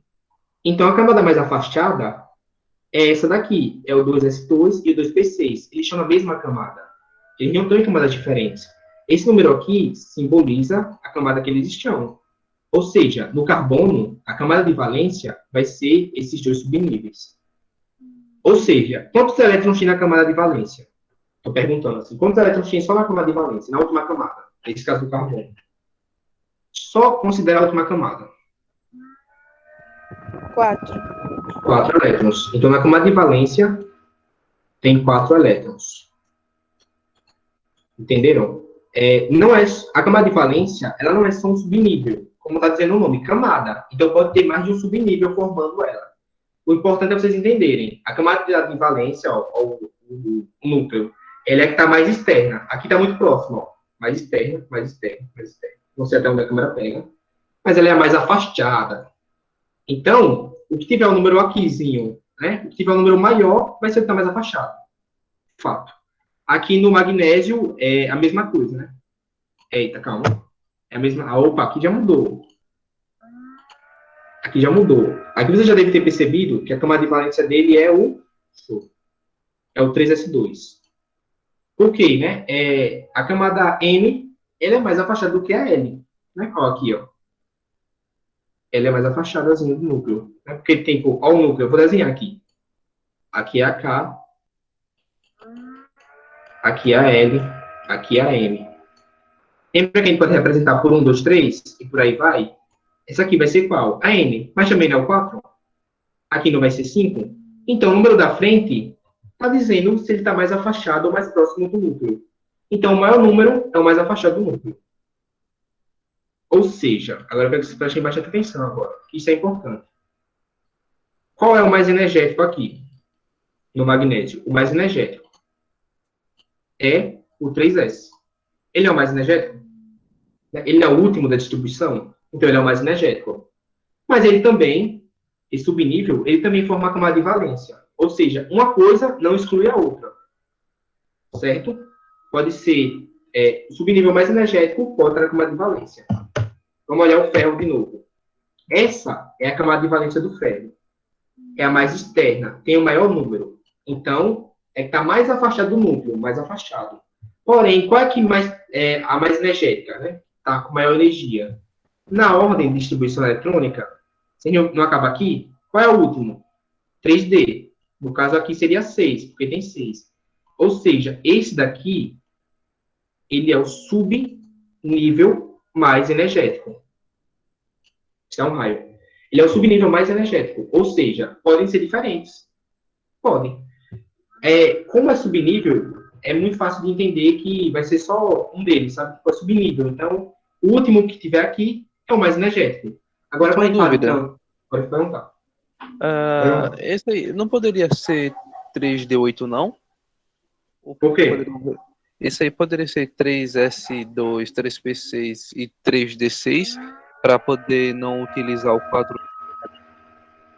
Como cortou um pouquinho no final? Oi? Cortou um pouquinho no final, pode repetir? Ah, tá. Não seria melhor colocar 3D8 não, em vez de colocar o 4S2, assim reduziria? Ou necessariamente tem que colocar esse 4S2 aí? É uma boa pergunta, pelo diagrama, quando você segue o diagrama, vai vir sempre o 4S2 primeiro do que o 3D, né?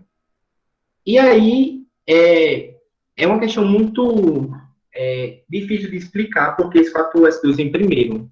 A gente tem que entrar em outros assuntos que vocês nem vão ver, só se fizerem uma graduação, mas de uma forma simples, não é exata. Vamos dizer que não pode, e o motivo é que aqui, na camada, essa não é uma camada só? Isso é uma camada só. Aqui distribuiu 2, aqui está com 8 elétrons. Vamos dizer que para entrar elétrons agora, aqui, vai ter uma repulsão maior. então ele vai preferir vir para cá. Aí quando ele chegou aqui, se ele pulasse para o B, sem ir para o D, ia ficar um buraco. Então ele volta para o D. Essa é uma explicação que não é totalmente exata, mas é uma explicação para não deixar de vocês na mão. Pode perguntar. Outra explicação pode ser também a questão da energia também. Porque o 4S2 tem menor. Enfim. Pode ser também. Mas tipo, eu tô tentando explicar para eles, tipo, porque o 4S, né, ele tem uma menor energia. Tipo, ele tem, de fato. Por isso ele vem antes. Só que, normalmente, quando a gente está distribuindo, a gente pensa, oxi, distribuiu aqui, por que não distribuiu o resto, né? E deixa aqui vazio. Verdade, por que a natureza não se organiza assim? Por causa dessa repulsão, né? E por causa de outros assuntos mais aprofundados de orbitais, que significa efeito de perfuração, etc. Oi. O povo tá com dúvida na camada de valência. Opa, é nela que a gente vai focar, então. Deixa eu só olhar a hora. Tudo certo, dá para falar bastante ainda. A gente tem que só correr um pouquinho, porque talvez eu planejei uns slides a mais, né? Sim, a camada de valência, gente, ela é a camada mais externa do nosso... Deixa eu voltar para o início. Eu aprendi isso daqui, eu vou usar agora. Ela é a camada mais externa. Deixa eu apagar aqui. Nesse desenho aqui, no desenho, qual é a que está mais afastada do núcleo? Peraí. É essa, a 1, é a 2 ou a 3? Qual é que está mais afastada nesse desenho do núcleo? A 3. A 3 está mais afastada. A 3. Esse é o conceito. A que estiver mais afastada do núcleo é a de valência. Se tivesse uma quarta camada, supondo, né, fosse um elemento com quarta camada, essa não seria mais afastada? Concorda? Então, essa é a de valência. A de valência sempre é a mais afastada. A questão é para vocês não confundirem a camada de valência e o mais energético. Opa, bora usar aquele truquezinho. Ó, o mais energético, quando a gente está distribuindo, aí não está seguindo o diagrama. A gente está distribuindo, legal, segue o diagrama. O mais energético sempre vai ser o último que o diagrama fornecer. Tipo o carbono aqui. Deixa eu voltar aqui. O carbono é mais... Cadê o carboninho? Eu apaguei ele? Não, apaguei. O carbono tem menos, né? Então, bora imaginar aqui. Bora fazer a distribuição de novo do carbono. Que é mais... Ele tem menos, a gente distribui menos. Ó. Desculpa, a gente aqui não tem o costume de usar muito, não. A gente não vai distribuir o carbono? Bora lá. Começa aqui do diagrama. 1s2. Beleza. 1s2. Continua. Né? Não tem mais nada aqui, então continua no outro lado, na outra setinha. 2s2. Aí chega aqui e volta. Opa, ele só tem 6. Já foi 4. Só pode ser 2 aqui, não pode ser 6. 2.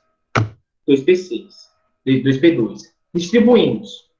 Depois de distribuir, você vai analisar. Qual foi o último? Esse último aqui, ele é o mais energético. Ele é o mais energético, porque ele foi o último. A gente não está distribuindo pelo nível de energia? Eu não falei que os que a gente começa a distribuir primeiro são os que têm menos energia? Se ele é o último, ele é o mais energético. Porém, quando a gente fala camada de valência, os subníveis, eles formam uma camada. Eu falei para vocês, a camada O. A camada N, ela é formada por tudo isso aqui. Quando a gente fala camada, então a gente vai olhar o número da frente aqui, ó. Esse aqui não é o 2, esse aqui também não é o 2. Então eles estão na mesma camada. Estão nessa camada aqui, ó. Opa, estão nessa camada. Ou seja, eles são mais externos. Entenderam? Porque ele tem o maior número, ele tem o mais externo. Esse aqui, esse é o caso do carbono. Esse é o K e esse é o L, né? Então bora lá pro desenho. Vocês entenderam com o desenho? Acho que fica mais simples mostrar aqui. Naquele caso, então, o mais energético seria o 2P2, né? Volta. Isso. O mais energético. Mas a camada de valência é os dois. Não estão na mesma camada? Os dois não formam uma camada? Ele é a de valência. É o que está mais afastado. Mas o mais energético entre os dois, né? Os dois formam a mesma camada, mas não tem a mesma energia. E o 2p2, ele é mais energético, ele é mais baladeiro, mais solto. Se podemos dizer assim. Então, vamos voltar lá para o desenho. KL, né? Pronto. Vamos fingir que esse aqui é o carbono. Esse daqui é o carbono. Ele tem que ter um elétron, 2, 3, pronto. Corta, corta, corta, corta. Corta. Vai ficar um pouco difícil de entender assim, né? Deixa eu falar isso daqui. Vai ficar difícil. Mas é basicamente isso, né? O que tiver mais externo é a camada de valência. Tá vendo isso aqui? Essa camada L aqui? Essa aqui é a L. Esse círculo todo aqui. A L, ela tem 8 elétrons. Ou seja, ela é formada por um subnível S e um subnível P. Ou seja, 2 elétrons são do S. E os que sobraram, como eu feio, são do P. Porque os dois formam essa camada. Porém, o P, ele é mais energético, baladeiro, nesse caso. E o S, ele não é. Porém, os dois juntos formam a camada mais externa. Porque comparando com a primeira, quem está mais próximo? Essa ou essa? Essa está mais próximo. Essa camada tem esse círculo aqui. Está um pouco visualmente feio, né? Mas acho que vocês entenderam. A que estiver mais longe é a camada de valência. O subnível mais energético é o último da distribuição. Ou seja, o que acabar na distribuição é o mais energético. Opa, pulei. Eita, botei no estado errado. Ou seja, o que acabar aqui na ordem é o mais energético, porém o mais afastado da camada de valência. Olha o caso do ferro. É muito legal esse caso, é o que todo mundo usa, tá? Todo livro vai ter esse caso. Faz a distribuição direitinho, a gente fez, né? A gente viu que acaba aqui. Beleza. Esse é o mais energético. Acabou nele, ó. Aqui é a forma reta, sabe? Vocês podem fazer... Eu gosto de usar sempre assim. Colocar um do lado do outro. Mas para vocês, eu acho que é mais fácil ver qual que está mais afastado dessa forma. Por quê, ó? Esse está perto do núcleo, esse está um pouquinho mais afastado, esse está um pouquinho mais... Esse aqui está o mais afastado. Ou seja, camada de valência. Camada de valência, porém, o 3D ainda assim é o mais energético. Dito isso, até agora a gente só brincou com átomos neutros, né? Vocês tiveram na aula do Eric, acho que ele comentou com vocês o que era um átomo neutro. Opa! Gente, desculpa que eu fico meio cego nesse computador, ele tem uma tela muito pequenininha comparado ao meu, aí eu troquei aqui. Então, o Eric comentou com vocês, né? O que é um íon, né? É um átomo que ganhou uma carga, né? Bora passar aqui. Agora a gente distribuiu só com nêutrons, bora distribuir com íons também. Com íons, a gente vai fazer a mesma coisa do nêutron. Distribui. Distribui normal. Ignora a carga, finge que nem existe. Isso é um íon. E nesse caso específico é um cátion, porque ele perdeu 3 elétrons. O Eric explicou isso para vocês, né? Que os elétrons, eles meio que saem, sabe, do átomo, etc. Mas os prótons continuam o mesmo. Agora prestem atenção. Esse daqui, ele tem 26 prótons. E, esquecendo a carga, ele tem 26 elétrons. Né? O átomo neutro, ele tem 26. Então, quando tiver carga, quando tiver essa carguinha aqui, positiva ou negativa, monta normal primeiro. Bora brincar. Tipo, bora fingir que ele tem 26. E sai montando. Vai pra cá, vai pra cá, vai pra cá, vai pra cá, vai pra cá, vai pra cá. Aqui deu 20. Chega aqui, aqui é 6. Beleza. A gente montou já o do ferro. Ó. Esse é o ferro normal.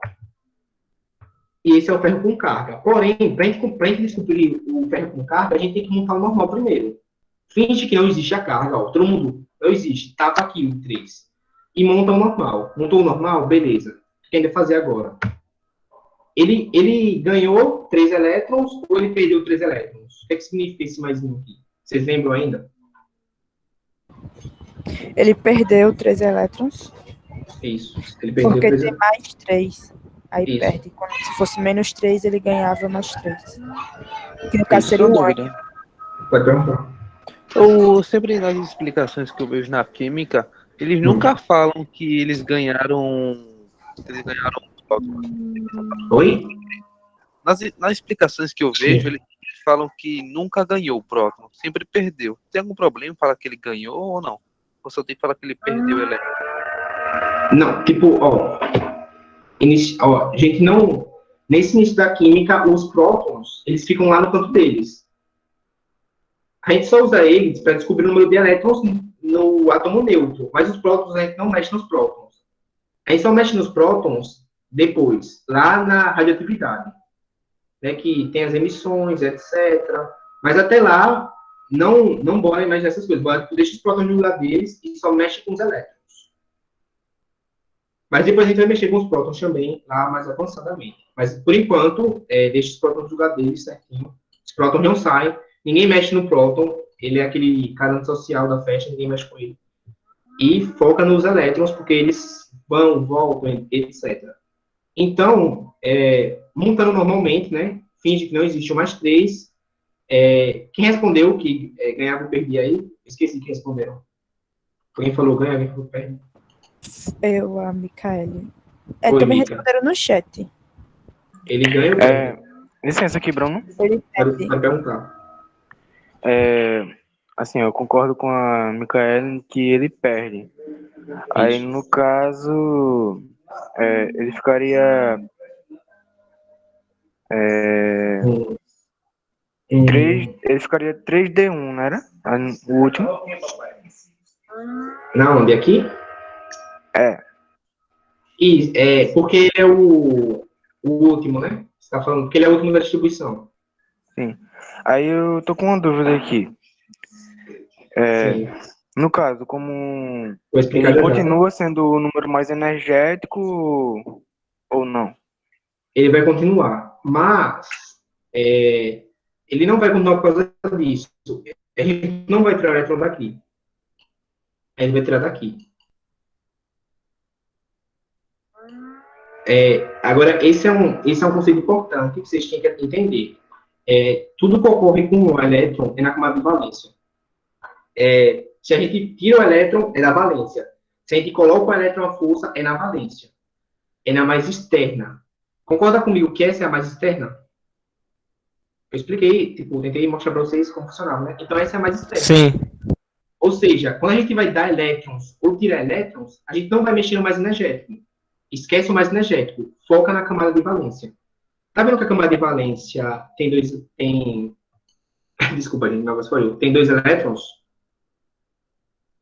Tudo certinho. Vocês me falaram que ele perdeu 3 elétrons, não foi? Vocês me falaram aí. Então, aqui tem 2. Se a gente tirar da valência, o que acontece? Aqui fica 0. Não tirei da valência? Beleza. Aqui ainda vai ficar mais 1, né? Tirei 2, tá faltando tirar 1 elétron. Da onde eu tiro agora? Do 3D6, vai ficar 3D5, eu acho. Isso, do 3D6. Eu vou explicar também por quê. Primeiro... Opa, eu queria apagar, né? Primeiro passo. Gente do céu. Apagou. Sim, primeiro passo. Faz normal. Fez normal a distribuição? Beleza. Você aprendeu a fazer normal. Agora você tem que aprender o quê? A identificar a camada de valência. É a mais afastada do núcleo. Então, tem o maior número. Opa, é essa. Essa é a mais afastada, essa é a camada de valência. Se o átomo perde ou ganha elétrons, vai acontecer na camada de valência. Sempre. Sempre na camada de valência. Tudo que ocorre do átomo na camada de valência, essa questão de ganhar ou perder elétrons. Então, mesmo esse nosso amigo, sendo mais baladeiro, ele vai ficar na dele. Por quê? O 3D, ó, esse é o núcleo. Aqui tem uma camada, aqui tem outra, aqui é a terceira. Tá aqui. E a quarta tá aqui, ó. Ela tá mais afastada. Se ela tá mais afastada, aqui o núcleo. Ele vai ter maior repulsão, né? Vamos falar repulsão. Ele vai ter maior atração com quem? O núcleo.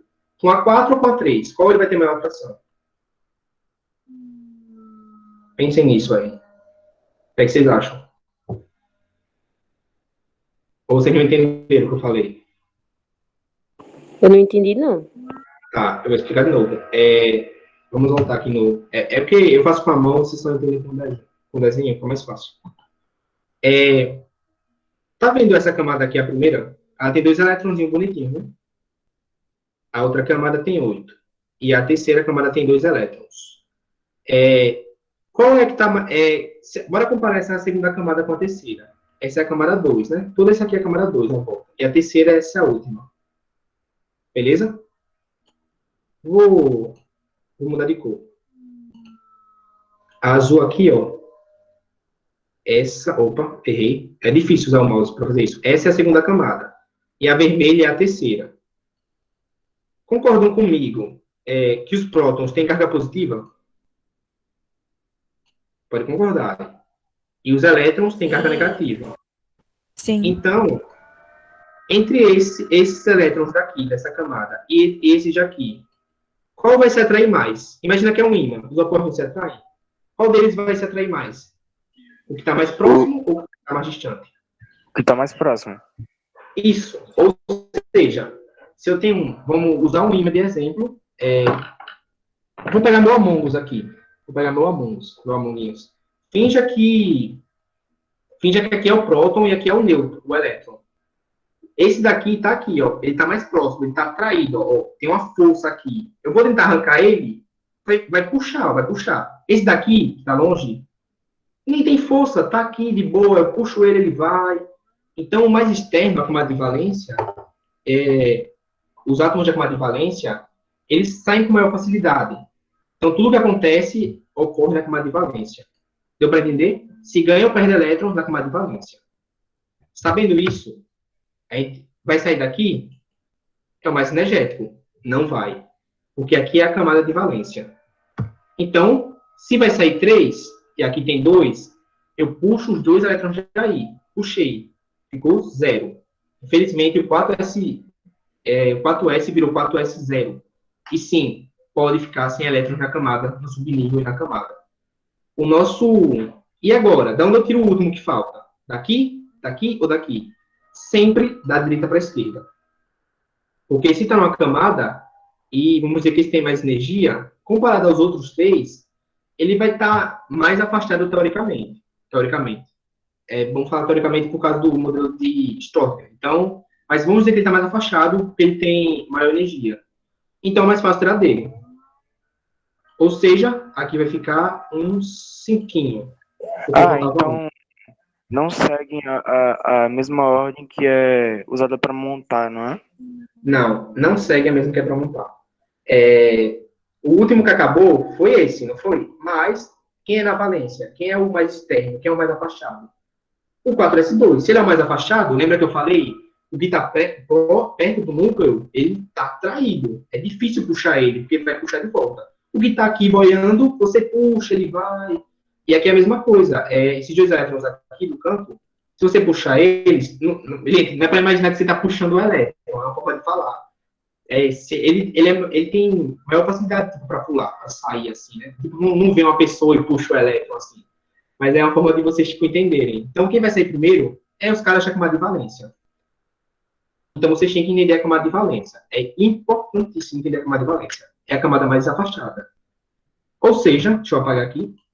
Vou apagar aqui. Tendo isso em mente, quem é o mais afastado? 4S2. Tirou os 2 dele, ficou 0. Aí depois vem para esse daqui, que é o que é da direita para a esquerda, e ficou 5. Entendido, gente? Esse é o cátion. Você vai tirando da camada de valência. Sim. O que você faz? Conta normal e depois tira. Se fosse o ferro vocês já aprenderam a montar. Vai montando normal, segue o diagrama. Se tiver carga, monta normal também. Olha qual é o da valência. Vocês podem se confundir, achar que é esse, né? Porque acabou na distribuição, mas é esse. Aí tira desse, depois vai para esse. Beleza. Cátion, ok. Vamos para o ânion. O ânion, ele é o que tem uma carga negativa. Então, ele ganha ou perde elétrons aqui? Ganha. Ele ganha. Ele ganha. Isso. Ele ganha. Então, o que é que vamos fazer? Vamos montar normal. Dessa vez eu montei assim linear mesmo. Eu montei o cloro aqui linear. O cloro tem 17, certo? Então, bora lá. Você olha aqui, a distribuição. 2, 4, 10, 12, 16, 12, 18, né? Ele tem 17, então aqui vai ser 5. Entendeu? Vai até aqui. Você pode montar o diagrama também, né? 17? Então, bora lá. 2, 4, 10, 12, entendeu? Aí vai, continua. Então, eu já deixei aqui certinho, né? 3S2, 3P5.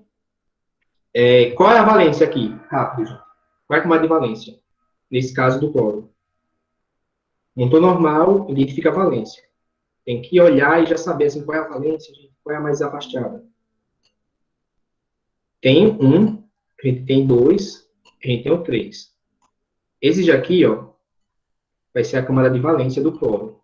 O cloro normal, camada de valência, é o mais afastado, é o número 3. Tem 2 subníveis. Tudo bem? Tudo bem, porque os subníveis formam uma camada. Eu não estou falando do mais energético. O mais energético é esse carinha aqui. Mas ele também faz a camada de valência. É o mais afastado do núcleo. Então, a camada de valência, nesse caso, é o 3S, 3P5. Ou seja, de onde eu vou tirar o elétron? Né? Ele ganhou um elétron. Onde eu coloco? Do 2 ou no P? Só pode ser um desses dois. Onde eu coloco esse elétron? O que vocês acham? No P. No P. 3. Por causa que 3P6 vai ficar? Isso, as duas falaram corretamente, né? Aqui não cabe mais, e aqui vai ficar 6P6 o máximo. Ou seja, aqui é a valência. Consegui enfiar aqui? Não. O S suporta quanto? 2. Ou seja, vem para o P. 6. Aqui embaixo eu deixei ver para vocês verem, né, que aqui é o cloro normal. Sem nada, sem carga. Aqui ele ganhou um elétron. Jogaram um elétron nele. Então, ele ganhou esse elétron aqui. Ó. Essa é a distribuição do ânion. Aqui a gente tem o enxofre, né, que é representado pela letra S. O enxofre, ele ganhou 2 elétrons. Ou seja, vamos montar ele normal, né? O enxofre tem 16. Oi. Estou pedindo para repetir. Qual parte? Tudo aqui nesse pode repetir.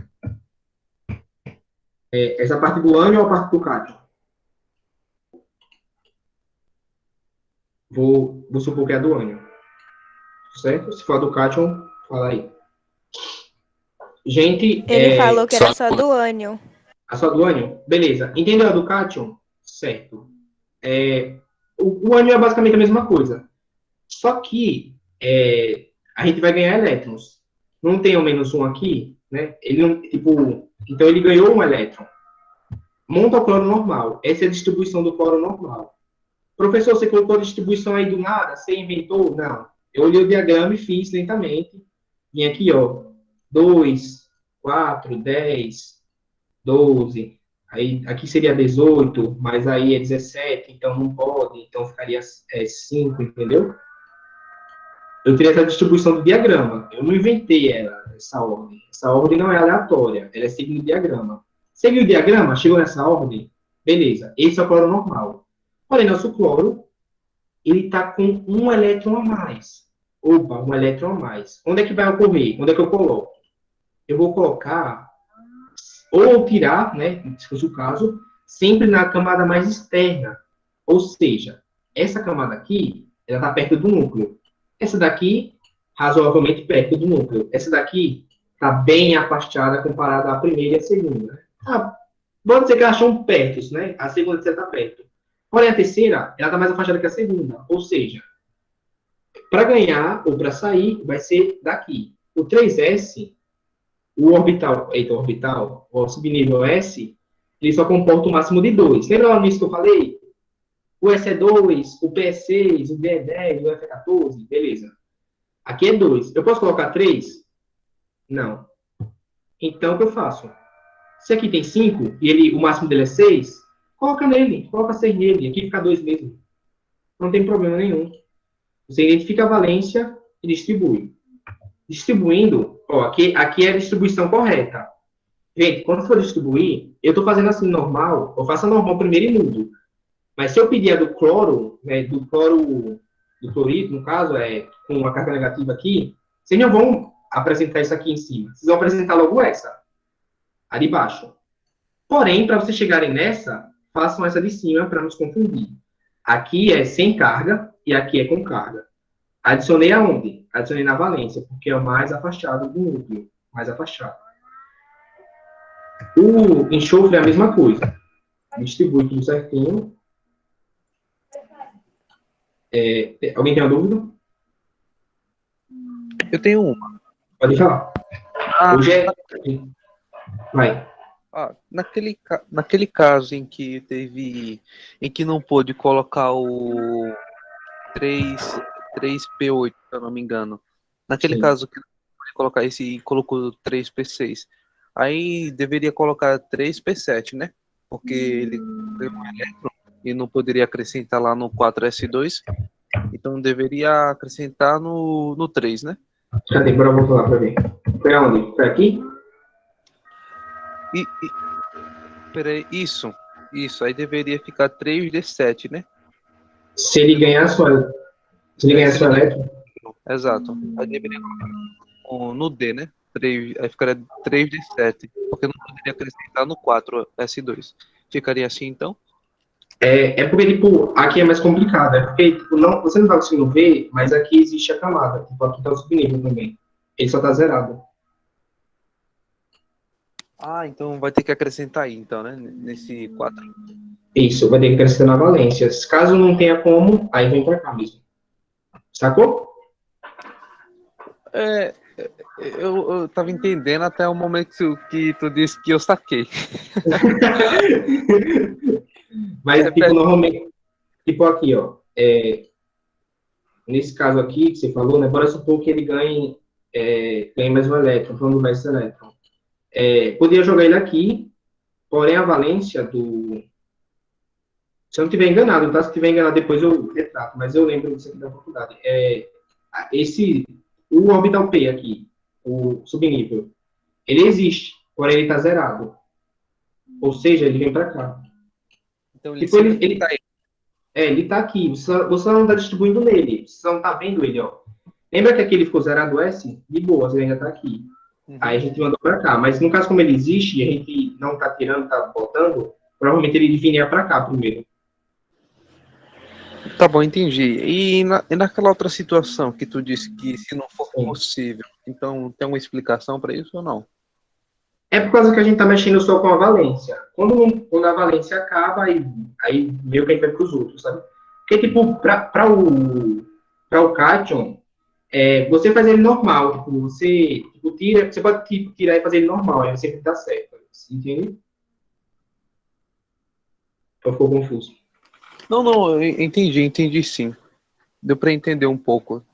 Então, nessa situação, sempre vai ter que acrescentar na outra camada, né? Na 4P, né? Isso, só que, normalmente, vou ser realista com vocês, não ocorre isso, porque, tipo, naturalmente, né? Tipo, você não tem, tipo, ferro mais 10, sabe? Para preencher tudo, sabe? E não tem. Entendi. Tipo, na natureza, tipo, você não vai ter, tipo, ferro mais 10, ferro mais 30, ferro mais... Tipo, não acontece. Vocês vão entender melhor essa carradinha aqui depois. Então, a distribuição vai ser de acordo com o elemento, né? Praticamente isso. É porque, tipo assim, você vai seguindo normal e depois vai tirando ou colocando. Tipo, se fosse o caso aqui, de colocar, no caso do ferro e etc., normalmente, de verdade, você não colocaria nada, porque o ferro, normalmente, ele só perde. Eu falando da química real mesmo. Mas, supondo que ele pudesse colocar alguma coisa, e ele viria para cá, pro lado, não para cá. Ele viria primeiro para cá, provavelmente. Supondo, provavelmente para cá. E não viria para cá. E nesse caso, ele está ganhando. Ele está perdendo elétrons, né? Ou está ganhando? Ele está perdendo. Ele está perdendo. Essa questão de perder ou ganhar, tipo, imagina assim, se o número de prótons e o de elétrons é iguais, se ele está com carga positiva e os números eram iguais, quer dizer que diminuiu elétrons. Aí ele ficou mais positivo. Pode perguntar ao Edson, acho, ou alguém que ligou o microfone. Eu queria saber como é que fica escrito depois de dele ter ganhado ou perdido o elétron. Porque, por exemplo, ele perde 3. Então, se ele tem... Deixa eu ver. Aqui. Se ele tem 26, ele vai ficar com 23 agora. Ferro. Isso. Mas ele fica do elétrons, os prótons continuam. Só que a gente não escreve, tipo, 23, sabe? A gente continua deixando o número original e só adiciona a carga em cima. Fica subentendido que ele perdeu os elétrons. Entendeu? Você normalmente não escreve isso. Mas se diminuir os elétrons, não vai mudar a substância, não? Não. Por que não muda? Porque os elétrons, eles ficam soltando das órbitas normalmente. O que mudaria seria se mexesse nos prótons. O próton é a identidade do átomo, sabe? Então, um calorzinho aqui rapidinho. O próton é a identidade do átomo. Então, se você muda no próton, muda a substância, etc. Mas os elétrons não. Eu vou só passar aqui rapidinho, porque já está no fim. Aqui é um exercício, não vou fazer, porque está no fim, vocês vão fazer em casa. E eu vou correr aqui, tá? Esse é o carbono. Vocês já sabem distribuir assim, né? Carbono normal. Em 6. Então, vai ser um S2, 2S2, 2P2. Certinho? Beleza. Aqui, lembra que isso aqui é uma camada, isso aqui é outra? Então, a gente pode distribuir por camadas também. Os dois não estão na mesma camada, né? A valência aqui, no caso desses dois, que é a camada L. A camada de valência aqui tem quantos elétrons? 4. Então, quando eu for distribuir, eu posso simplesmente escrever K2L4. Por quê? Eu quero dizer que ele tem, 4 mais 2, né? 6. A camada K nos suporta 2 elétrons. Então, 2. E 2 de 6 sobra 4. 4.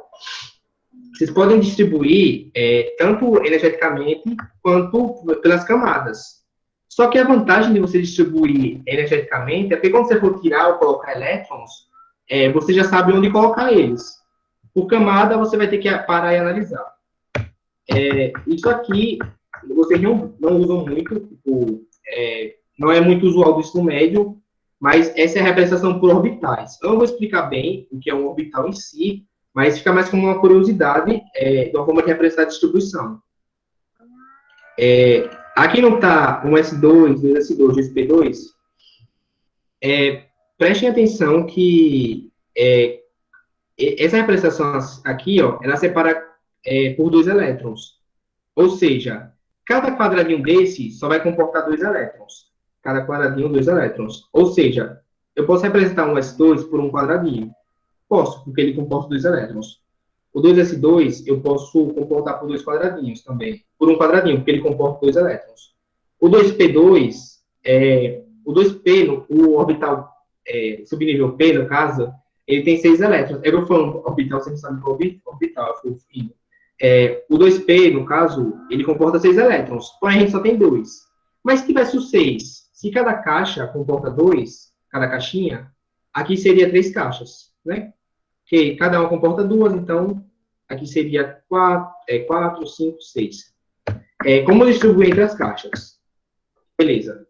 O P vai ser 3 caixas, porque o máximo é 6. O D tem, ele pode comportar 10 elétrons. Então, se eu for representar por essas caixinhas, tem que ser 5 caixas, né? Cada um comporta 2 elétrons, 5 vezes 2 é 10. O F, 14 elétrons no máximo. Se eu for representar por essas caixinhas, eu vou desenhar 7 caixas. A metade, porque cada caixinha só pode caber 2 elétrons. Beleza. Um S2 sempre vai colocar o elétron para cima, depois para baixo. Em cada caixinha, sempre. Para cima e para baixo. Bom, representei o 1S2 aqui. Representei o 2S2. Você pode escrever também aqui embaixo. Vocês não usam muito esse tipo, mas ele é muito comum na faculdade. Aqui está o 2P2. O P2P2, ele só tem 2 elétrons. Ou seja, eu vou colocar assim e assim. É uma coisa que a gente pensa. Porém, tem um princípio de Hud e de Pauling que não deixa de fazer isso. Tipo, ele explica aqui como aqui são caixinhas separadas, e aqui, essas 3 caixinhas não são do P, então, é como se fosse uma, podemos dizer assim. Então, primeiro sempre vai ele levantado. Então, você coloca no outro levantado também. Você não abaixa. Se tivesse mais, seria aqui. Aí, quando completa toda a caixinha, aí você desce o outro. Ou seja, cada caixinha só pode ter um elétron na orientação para cima e um elétron na orientação para baixo. Quando você acaba de preencher todos para cima, coloca todos para baixo, se tiver. Se não tiver, como é o caso do carbono, ele fica assim mesmo. Isso é mais uma questão de curiosidade, tipo, para caso vocês vejam no livro. Normalmente no ensino médio não usa muito assim. Então. Beleza, bora correr, porque eu não quero segurar vocês por mais tempo, acho que já deu a hora. Beleza. Aqui vai ser bem rapidinho, pessoal. Prometo. 10 minutinhos a gente acaba. Só uma curiosidade agora. O diagrama de Pauli funciona com os elementos? É uma questão que eu tinha na escola, né? Tanto na faculdade quanto na escola, eu pegava o diagrama de Pauli e saía fazendo manualmente assim, 1, 2, 2. Só que o que ocorre? Para o cobre em específico, essa é a distribuição. Se vocês fazerem aí, pelo diagrama, vai dar essa distribuição. Porém, na vida real, é isso que ocorre. Para o cobre, ocorre isso. O S2, ele não está preenchido. Ele fica S1 e ele passa para o 10. Então, o diagrama de Pauli tem uma falha? Sim, podemos dizer que sim, porque não é bem uma falha, porque na natureza as coisas não acontecem sempre regradas assim. A gente que estuda a natureza e faz regras e coisas para explicar a natureza. Mas ela simplesmente pode dar seu louco, pode simplesmente se comportar assim para ser mais favorável para o elemento e não seguir a distribuição. Então, o diagrama funciona com todos os elementos de Pauli? Não. Vai ter elementos que não vão seguir o diagrama fielmente. Esse caso do cobre, dá para explicar. Eu vou pular a explicação rapidamente por causa do tempo, mas confie em mim. Essa representação aqui de cima, ela é o que ocorre de verdade. Essa daqui seria do diagrama. Ó, essa é do diagrama. Pode pegar o cobre, 29. E vai distribuindo. Vai dar isso daqui, 2 e 9. Mas não é isso que acontece de verdade. Ele está distribuído assim na vida real. E como é que as pessoas descobriram isso? Fazendo experimentos, né? Usando equipamentos fotoeletrônicos, vendo lá os elétrons. E eles perceberam que não estava assim. Tem uma explicaçãozinha, mas eu vou explicar agora. Talvez eu explique por texto mesmo. Enfim, o que a gente tem que entender é que o diagrama não funciona com todos os elementos. Alguns fogem. Como é que você vai saber quais que fogem? Não tem como, né? Você está numa prova, o professor passa lá, um elemento tal. Aí você vai ter que pensar, nossa, esse segue o diagrama ou não segue o diagrama? Não tem como você saber. Nesse caso, do cobre, né, o CU, ele não segue. Porém, se for um vestibular alguma coisa, provavelmente já vai dar essa distribuição aqui. Então, você não precisa se preocupar em fazer a distribuição. Porque o cobre é um caso à parte. Então, ele não vai dar. Se ele não dá, você vai ter que fazer essa. Você não vai ter que adivinhar. Mas provavelmente ele vai dar, porque, tipo, é conhecido, sabe? Tipo, ele vai dar assim para você. Tipo, ele vai dar esse dado, sabe? Tipo, 4 assim, 1, 3 de 10. Ele vai avisar a questão. Então, só para explicar rapidamente, já que o diagrama de Linus-Pauling, ele tem essa deficiência em alguns elementos, né? Essas anomalias que ocorrem, tem um diagrama que é de Richard e Sutter, que são 2 americanos que propõem esse diagrama, né? Mas o artigo que eu peguei foi de brasileiros que explicaram esse diagrama, estudaram tudo certinho. Esse diagrama de Richard e Sutter, você só vê na faculdade, normalmente, vocês não vê no ensino médio. Mas esse diagrama, ele explica esses elementos que o diagrama de Linus-Pauling não explica. Tipo, ele explica como o cobre funciona, como o cromo funciona, como a prata, o ouro funciona, como o ródio funciona, por aí vai, o paládio.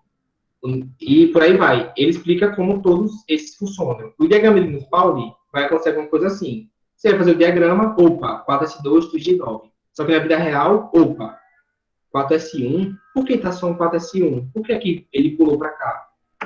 E esse diagrama de Richard Sutter é uma curiosidade disso. Normalmente no ensino médio, as pessoas não falam sobre isso, porque são casos à parte, sabe? Esse artigo aqui está disponível, se vocês procurarem, esse nome aqui, vocês acham esse artigo e podem ler. Ele é em inglês, mas vocês podem, é a linguagem simples, tá? Para vocês desenrolando. Como funciona esse diagrama? Esse diagrama ele foi criado usando conceitos de tipo, modelos quânticos, sabe? Tipo, usaram computadores para tentar achar alguns padrões desses elementos. E aí, o camarada, né, esses dois camaradas, montaram esse diagrama. Esse diagrama, ele tem uma desvantagem. O diagrama de Linus-Pauling, você pode montar ele quando você aprende. Esse diagrama você não pode montar. Você tem que estar com ele, com você, sabe? Porque ele que aponta onde está o erro, etc. Ele é algo mais computacional, sabe? Não o que eu, tipo, eu vou desenhar aqui o diagrama de ficha de surf. Esse diagrama, ele é mais computacional. Tipo, por exemplo, aqui o cobre. Eu vou aqui e traço uma linha. Quando eu traço essa linha aqui que ficou feia, no diagrama, tipo, ele fala que alguns elétrons, eles têm diferença entre eles próprios. Tipo, ele meio que divide, sabe? Não é 3D10, aí ele bota 5 elétrons de um lado e 5 elétrons no outro. Aqui, não é 4s2, aí ele coloca um elétron aqui e um elétron embaixo. E aí, vocês pegam esse diagrama e passam a linha. Aí o que tocar primeiro é o que vai preencher. Opa, tocou aqui. Qual é esse? 3D alguma coisa. Então, vou distribuir os elétrons. Aí eu distribuo. Como no caso do cobre, que a gente está vendo a distribuição dele aqui, ó, aqui é o cobre na natureza, a gente sabe que a gente tem esses elétrons para distribuir aqui. E é isso que ocorre, ó.